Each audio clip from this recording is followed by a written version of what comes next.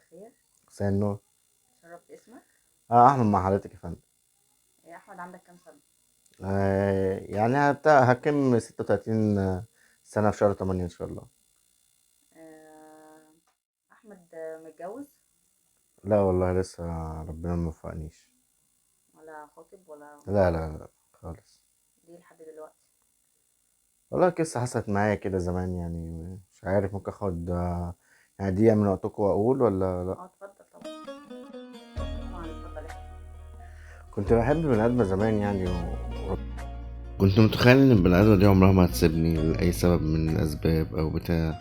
كنتش عارف ان هي بتبص للماديات، وان هي هتفضل على حد عني حد. كنت انا لسه ببني طريقي وبتاع، وما كنتش متخيل ان ممكن انا وهي نسيب بعض، او كنت متخيل ان هي ممكن في لحظة تكون مع حد غيري يعني.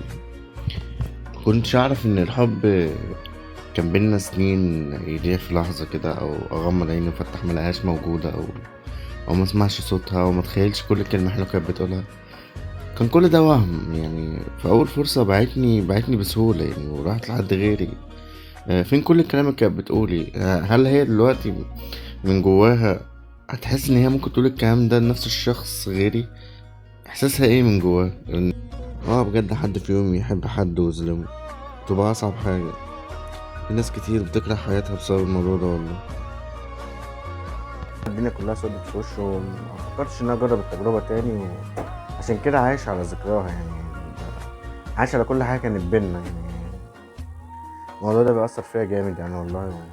مش حاسس ان انا ممكن اقابل حد زيها او حد بعدها. طول الوقت بسأل نفسي ما كانش بالها عني، او الموضوع ده مثلا ممكن 15 سنة انا كنت بحبها وانا عندي 18 سنة. عايز اقول لك من ابو الظروف اللي تخلي الناس تعشمك بحاجة كبيرة، وبعد كده تاخدها منك في لحظة يعني. احساسك ايه لو اتقابلنا صدفة في الشارع يعني؟ احساسك ايه لما كنت بتشوفيني تبقى فرحانة ونفسك تجري تيجي في حضني؟ دلوقتي بقيتي ممكن اشوفك اديكي ظهري يعني. مش متخيل لحد الان ان انتي بالذات تسيبيني لأي من الاسباب. مش كل اللي يقول بحبك يبقى بيحب بجد. حاسس مش لاقي حد من بعدها يعني.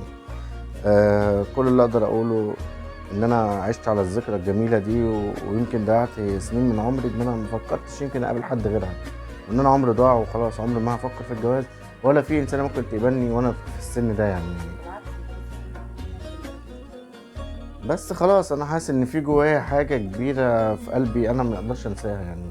طول الوقت مش شايف ان انا ممكن اتخيل حد غيرها حبها وكده.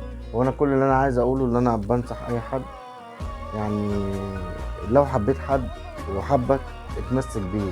لو حصل او سبت بعض عيش حياتك، ممكن تقابل حد تاني وتلاقي حد احسن يعوضك. ده كل اللي اقدر اقوله بجد. وشكرا لكم بجد، انتوا ادوني فرصه اتكلم.